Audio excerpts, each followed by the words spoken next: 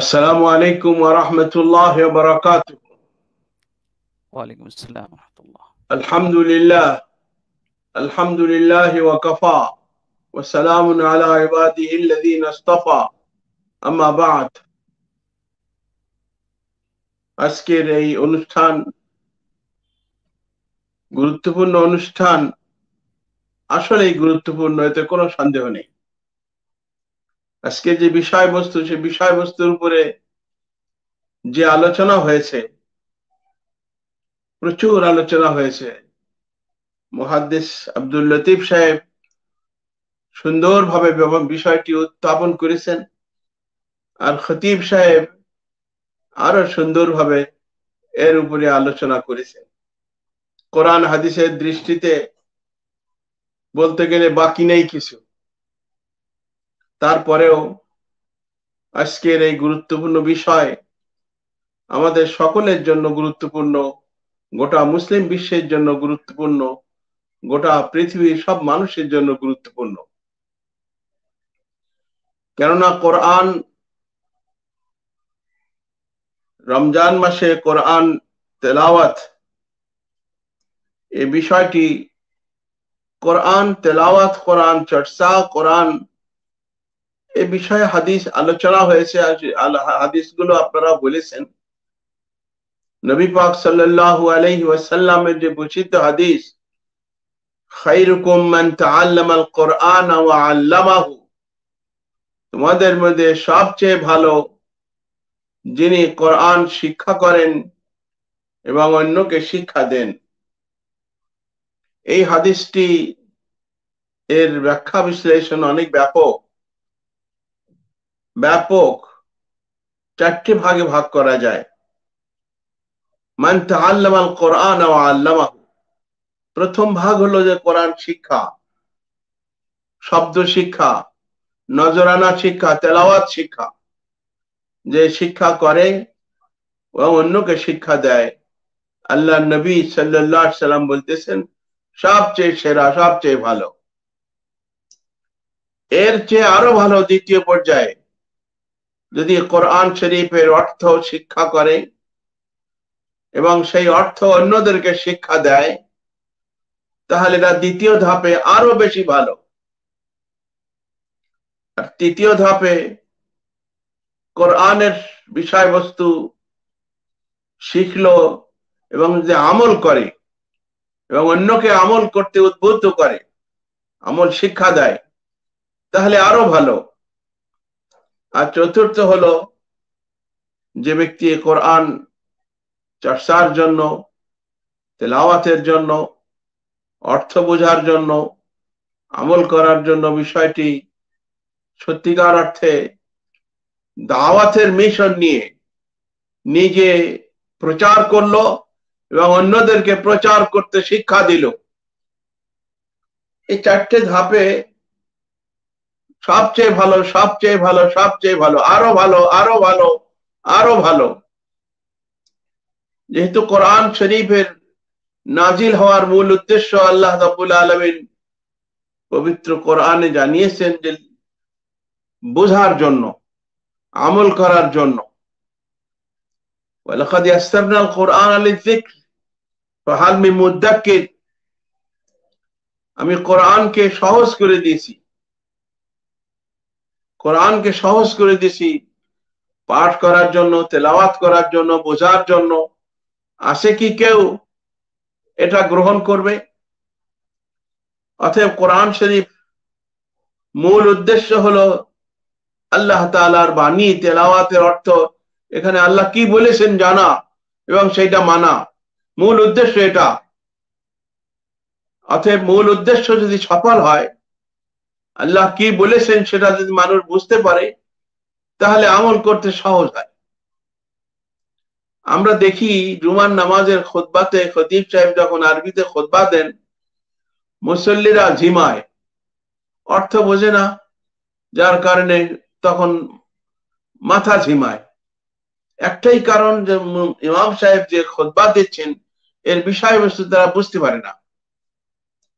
অতএব কোরআন শরীফের মূল উদ্দেশ্য হলো বোঝা, আমল করা, আল্লাহর নির্দেশ আল্লাহর এটা আহকাম, আল্লাহর হুকুম, আল্লাহর নির্দেশ, এগুলো মেনে চলা। এই জন্যই এখন আজকের বিষয়বস্তু হলো রমজান মাসে কোরআন তেলাওয়াত।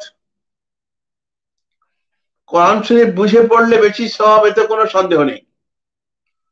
আর তেলাওয়াত করলে তো সওয়াব আছেই। সব আলাদা ভাবে হাদিস শরীফের শব্দ আছে, কোরআন শরীফের শব্দ আছে, ওয়ারাতিল কোরআন তারতিলা। আল্লাহ রাব্বুল আলামিন যেটা পরিষ্কার করে বলতেছেন, কোরআন শরীফ পড়ো থেমে থেমে, সুন্দরভাবে, ধীরে ধীরে, তাজবিদ সহকারে। এটা তেলাওয়াত। যে তেলাওয়াতের মধ্যে আকর্ষণ আছে, জাদু আছে।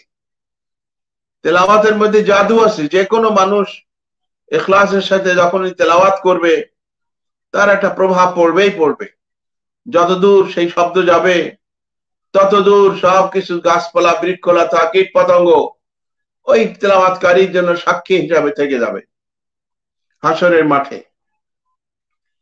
আর যে তেলাওয়াত কাফের মুশরিকরা রাসূলুল্লাহ সাল্লাল্লাহু আলাইহি ওয়াসাল্লামকে অস্বীকার করত, মানত না, প্রকাশ্যভাবে তারা মানত না, বিরোধিতা করতো সারাদিন, বারবার দূরে থাকার জন্য তারা অন্যকে বলতো, কানে তুলে লাগিয়ে চলার জন্য বলতো।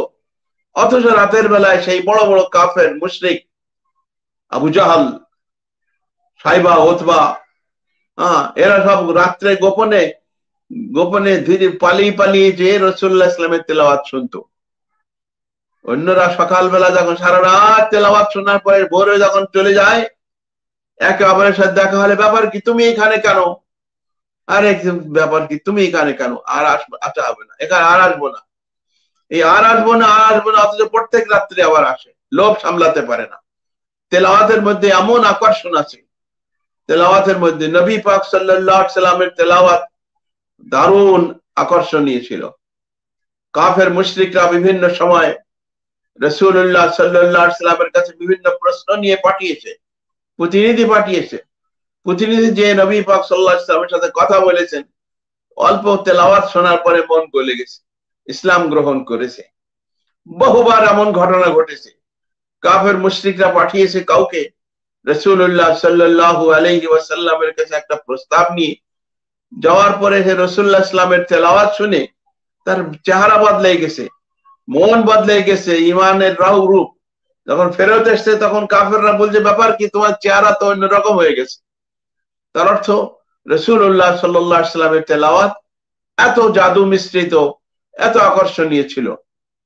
সেই জন্য তারা বলতো, লা তাসমাউ লিহাযাল কোরআন ওয়ালগাউ ফি, তোমরা কোরআন তেলাওয়াত শুনবা না, এবং ওখানে যখনই তেলাওয়াত হবে তখন গোলমাল করবা, হই হল্লোড় করবা। তেলাওয়াত আপনি এবং আমি যেই তেলাওয়াত করি না কেন, এর উপকারিতা অশেষ। বুখারী শরীফে যে হাদিসটি আছে, রাসূলুল্লাহ সাল্লাল্লাহু আলাইহি ওয়াসাল্লাম বলেন, কুল্লু আমাল ইবনে আদম, কুল্লু আমাল ইবনে আদম ইউদারাফ মিন 10 ইলা 700 দাফ। আদম সন্তানের প্রত্যেকটা আমল আল্লাহ তাআলা 10 থেকে 700 গুণ বাড়িয়ে দেন। মানুষ যা কিছু ইবাদত বندگی করে, যে কোনো আমল করে, এর সওয়াব অনেক বেড়ে যায়।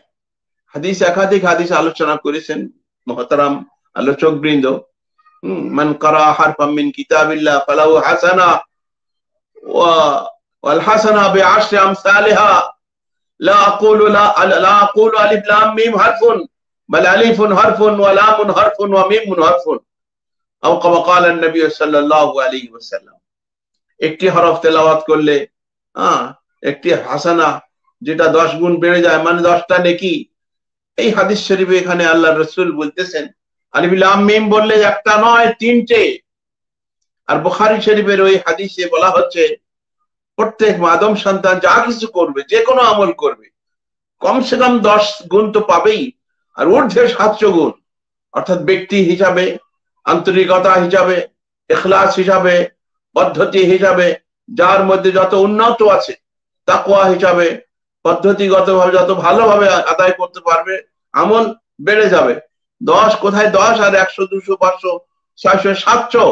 আল্লাহ রাসূল নিজেই বলতেছেন যে 10 থেকে 700 গুণ বাড়িয়ে দেওয়া হয় প্রত্যেক আমল। অতএব আপনি আমি যা কিছু করি না কেন, তেলাওয়াত এক একটা হরফে এত সওয়াব, প্রতিটি হরফে কত সওয়াব। প্রতিটি হরফের বিনিময়ে 10 থেকে 700 গুণ সওয়াব আল্লাহ তাআলা দান করেন। হাদিস শরীফের যে কথা, আফদালুল ইবাদাত তেলাওয়াতুল কোরআন, নফল ইবাদত বندگির মধ্যে সবচেয়ে শ্রেয় হলো কোরআন তেলাওয়াত করা। কোরআন তেলাওয়াতকে এত গুরুত্ব দেওয়া হয়েছে কেন?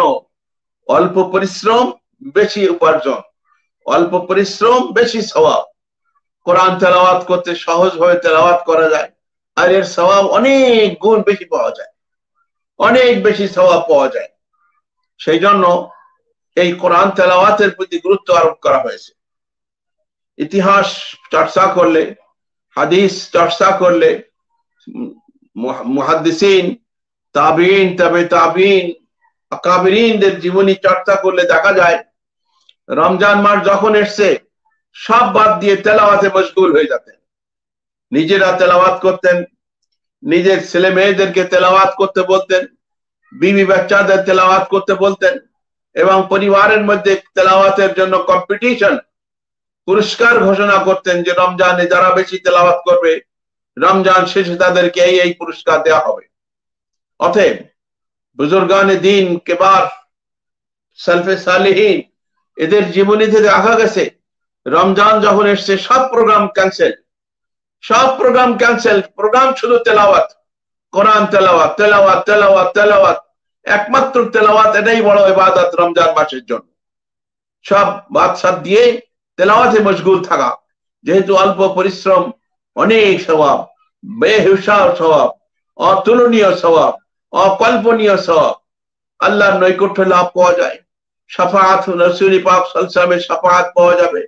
কোরআন জান কবরে, হাসরে, পুলসিরাতে সব জায়গায় সঙ্গী থাকবে, এবং নাজাত রক্ষার জন্য, নাজাতের জন্য সে সহকারী হবে, সাহায্যকারী হবে, এবং এটা নির্ভুল, নির্ঘাত, মকবুল।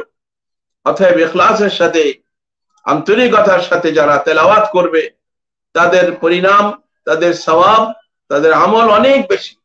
আমি প্রায় বলে থাকি, আমার অনেক উস্তাদদের জীবনীতে দেখেছি তারা রমজান মাসে বেশি বেশি তেলাওয়াত করতেন। এমন তেলাওয়াত করতেন, কথাবার্তা যত কম পারে কম কথা বলে তেলাওয়াতে মশগুল থাকতেন।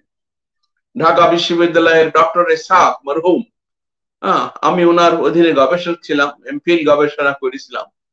সবসময় যেতাম ওনার সাথে, ওনার কাছে আমার বিভিন্ন থিসিস উনি কারেকশন করে দিতেন। একবার শেষ পর্যায়ে তো এমন কারেকশন করেছেন যে সন্ধ্যাবেলা কারেকশন করতে বসছি আর ফজর হয়ে গেছে। এরকম একদিন নয়, 17টা রাত, 17টা দিন এমন এমন হয়েছে। উস্তাদ কারে বলে, ছাত্রদের জন্য এত দয়া, এত স্নেহ। এই ডক্টর ইসহাক এর কাছে আমি একবার বিকালে গেছি একদিন কথা বলার জন্য, দেখা করার জন্য প্রয়োজনে। উনি আমাকে হাত দিয়ে বারবার ইশারা করতেছেন, বসো বসো বসো বসো, আমি তেলাওয়াতটা শেষ করে নেই। অতএব তেলাওয়াতের নির্ধারিত পরিমাণ শেষ করার পরে উনি আমার সাথে কথা বললেন। তাই আমি বিক্ষিপ্ত ভাবে কিছু কথা বললাম, কেননা আলোচক বৃন্দ সুন্দর আলোচনা করেছেন, আমি কেন নোটও করিনি। কোরআন হাদিসের রেফারেন্স আলোচনা এর মধ্যে এসে গেছে। আমার কথার সারমর্ম হলো এটাই যে রমজান মাসে তেলাওয়াত সবচেয়ে গুরুত্বপূর্ণ। রমজান মাসে তেলাওয়াত যত চর্চা হবে, কোরআন চর্চা হবে। কোরআন যারা জানে তারা যেন বেশি তেলাওয়াত করে, যারা জানে না তারা যেন শেখার চেষ্টা করে। কেননা রমজান মাসে আমলে বরকত হয়, রমজান মাসে আমলে বরকত হয়, অল্প পরিশ্রমে বেশি পাওয়া যায়। আমি সৌদি আরবে দেখেছি, ওখানে যখন ছিলাম, যে অমুসলমান যারা, তারা কিছুই জানে না, শুধু চাকরির লোভে আরবি শেখার জন্য আলিফ বা তা আছে শুরু করে এই 2-3 মাসের মধ্যে আরবিতে কথা বলতে পারে। অতএব ইচ্ছা করলে অসম্ভব সম্ভব হতে পারে, অসম্ভব সম্ভব হতে পারে। কোরআন শরীফ যারা পড়তে পারে না, তারা যদি আন্তরিকতার সাথে আগ্রহ ভরে শেখার চেষ্টা করে, তাহলে অবশ্যই সহজ হয়ে যাবে, আর সেটা রমজান মাসে বেশি সহজ হবে। হাদিস শরীফের মধ্যে রাসূলুল্লাহ সাল্লাল্লাহু আলাইহি ওয়াসাল্লাম বলেছেন, ডবল সওয়াব, ডবল সওয়াব। 3 শ্রেণীর মানুষের ডবল সওয়াব।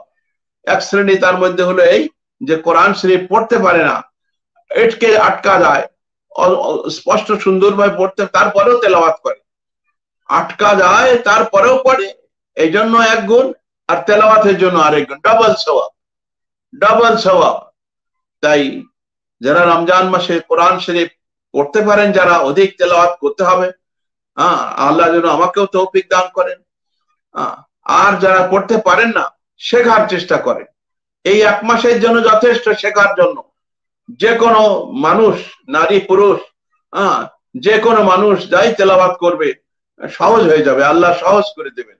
বহু পরীক্ষায় দেখা গেছে, বহু অভিজ্ঞতায় দেখা গেছে, অল্প পরিশ্রম অনেক বরকত হয়। রমজান মাসে আল্লাহর খাস রহমত নাজিল হয়। সেই জন্য এই তেলাওয়াত, কোরআন তেলাওয়াত, এটাকে মিশন হিসাবে গ্রহণ করা দরকার। কেননা আল্লাহর বড় বড় মুহাদ্দিস মুফাসসির, তাদের জীবনীতেই দেখা গেছে রমজান মাস আসলে তেলাওয়াতের মধ্যে মশগুল থাকতেন বেশি সময়, নির্ধারিত সময়। আর তো ইমামগণের কথা বলা হয়েছে, কত খতম, কত খতম, কত খতম। মানুষ যাই বলুক না কেন, মানুষ উদাসীন হয়ে যাচ্ছে, তেলাওয়াত থেকে, কোরআন শিক্ষা থেকে দূরে চলে যাচ্ছে। অথচ বর্তমান সময় কোরআন শিক্ষা দেওয়া, কোরআন শিক্ষার ব্যবস্থা করা জিহাদের সওয়াব, এতে কোনো সন্দেহ নেই, কোনো সন্দেহ নেই। যে বাচ্চাদের মনের মধ্যে কোরআন শরীফ ঢোকে, আল্লাহর কালামের ঢোকে, এরা কখনো বেঈমান হবে না, নাস্তিক হবে না। সিবগাতুল্লাহ লা তাবদীলা, এটা আল্লাহর রং, আল্লাহর রঙে রঙিন হয়ে যায় যারা কোরআন তেলাওয়াত করবে। ছোটবেলায় সব বাচ্চাদের, সেই জন্য বাচ্চাদের শেখানোর জন্য বারবার রাসূলুল্লাহ সাল্লাল্লাহু আলাইহি ওয়াসাল্লাম বলেছেন, বাচ্চাদের শিখালে আপনি, আমি, আমাদের জীবনে আমরা দেখি তো বহু মানুষকে বিএ এমএ পাস করে বিশ্ববিদ্যালয় থেকে বের হয়ে যায়, ডক্টরেট ডিগ্রি নেয়, বড় বড় ডিগ্রি পায়, কোরআন তেলাওয়াত করতে পারে না, সূরা ফাতিহা জানে না, পেটে 10টা ঢুম মারলেও সূরা ফাতিহা বেরোবে না।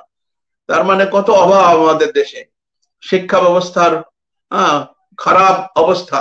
আমাদের দেশে কোরআন শিক্ষার চর্চার থেকে কত গাফেল। আমরা মুসলমান দেশ, তারপরেও আমাদের দেশের এই করুণ অবস্থা। ব্যক্তিগত পর্যায়ে হলেও কোরআন শিক্ষার ব্যবস্থা করতে হবে, তেলাওয়াতের ব্যবস্থা করতে হবে, প্রয়োজনীয় সহযোগিতা করতে হবে। যার যে কোনো রকমের সহযোগিতা করা যেতে পারে, কোরআন শরীফ কিনে দিয়ে হোক, বা সাহায্য করে হোক, বা শিক্ষা দিয়ে হোক, আল্লাহ তাআলা যেন আমাদের সবাইকে তৌফিক দান করেন। আর এই উদ্যোগ আল্লাহ তাআলা মুবারক নাজাতের ওসিলা হিসেবে কবুল করুন।